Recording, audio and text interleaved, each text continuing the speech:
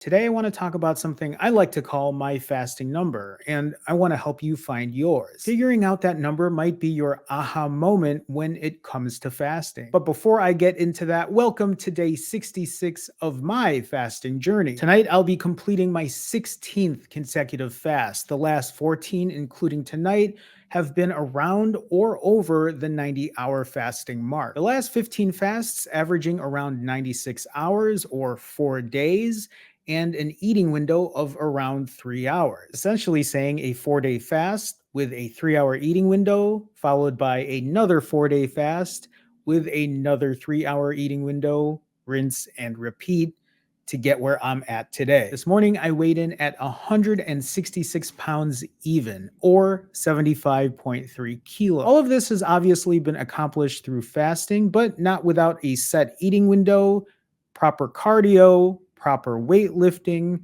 quality sleep, and just a strong mindset when it comes to willpower, determination, and consistency. After breaking tonight, I'll be doing pretty much the same thing, going for another 90+ hour fast, which leads me to my fasting number, which is 90. That shouldn't be a surprise for people who have been following me for a while, but let's actually talk about that number and how I got there. My fasting number 90 is the amount of hours that I need to fast to consistently lose weight, but also feel good about what I'm doing. So this isn't the only number that just signifies how long I'm fasting for, but the number that also allows me to consistently lose weight on the scale, and also the number that helps me operate normally throughout my day, throughout the week, throughout the last 9 weeks, 2.5 months, or a little over 2 months, almost 2.5 months. Give me another week. And I got here through a lot of trial and error. When I first started fasting, I had no idea how long I was going to fast for. I had no protocol whatsoever. I just kind of stuck with a number or ate when I felt hungry. And then I looked at the scale every day and then used that data to figure out what works for me. And this is essentially what you're going to have to do. Now, I have to add in here, this isn't only about your fasting.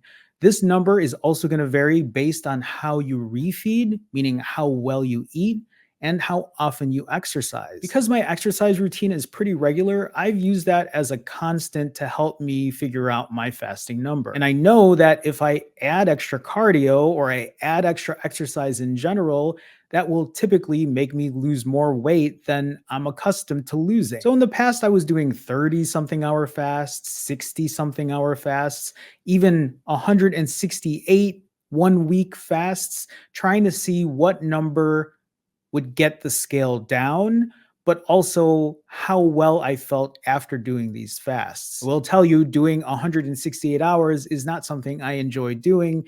Yeah, that's going to be a great way to lose weight on the scale, but I think it's also important that you feel good because you're going to have to repeat this scenario of fasting over and over again if your goal is to consistently lose weight. So what you're going to have to do is kind of find that sweet spot when it comes to fasting. We all know if you're going to do a 1 week fast, the numbers on the scale are obviously going to drop versus if you do a 16-hour fast and you eat a very heavy meal, you know that you're probably not going to lose numbers on the scale. So it's about finding something in between. What that number is going to vary from person to person, which is why I always say you don't have to do a 90-hour fast like me because you're also not eating like me and you might not be exercising the way I do. The thing that we all have in common here, though, is that we're trying to fast. We're trying to take a break from eating. We're trying to get healthy.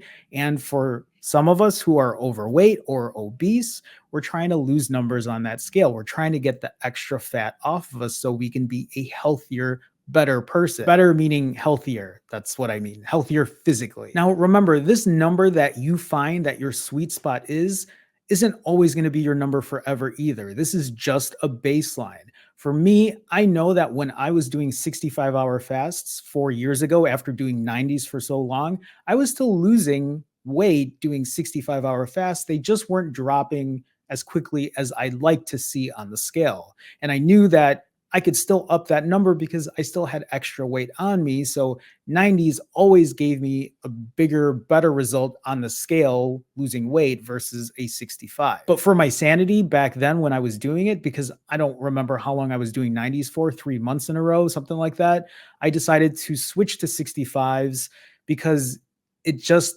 was easier on my mind, my sanity, I think, of just doing it for so long that I was able to eat every 3 days versus every 4 days. And also, when you change your diet or when you change your exercise routine, that number, your fasting number, might change. Even for me, when I hit maintenance weight 4 years ago, I couldn't do 65-hour fasts anymore because obviously I would lose more weight than I should. I wouldn't maintain. And if I did 90-hour fasts, then of course I would lose way more weight because I couldn't maintain where my goal weight was set at. So my fasting number all of a sudden became 42 based on my exercise and the way I ate. And that's what I had to change personally, was the way I ate, because I eat so many more calories than the normal person, normal, I guess you could say, eating 4, 5, 6,000 calories.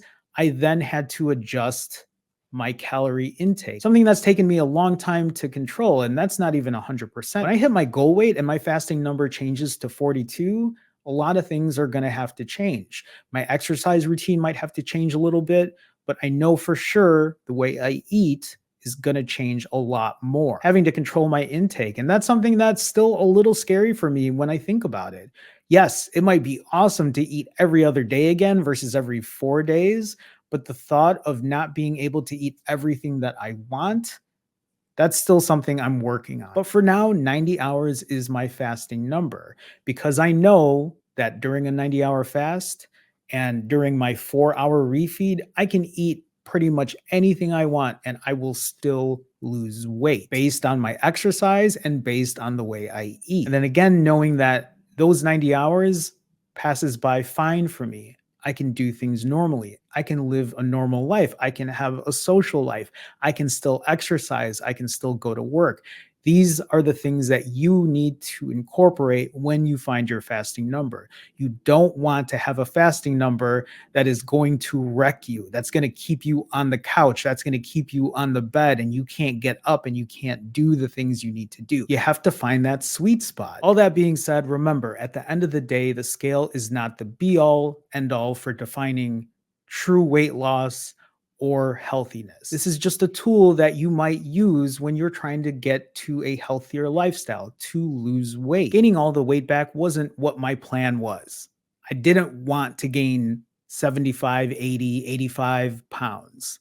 But this just shows that the fasting number that I've implemented works because I have lost 50 plus pounds quicker than I did 4 years ago when I started because I have the tools now. I have that knowledge now that I didn't have before to implement this fasting routine. Once you find that number, I think that will be such a helpful part of finding what works for you. And that's really what this is about, finding what works for you, feeling good, feeling healthy, getting to your goal weight. Remember, your fasting number isn't just about the numbers you're fasting for.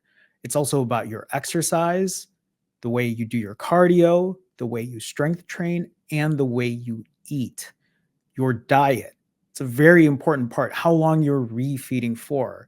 And then if you're able to do this in a way that you can do this over and over, day after day, and feel good about it, still lead a normal life. So when you find that number, let me know.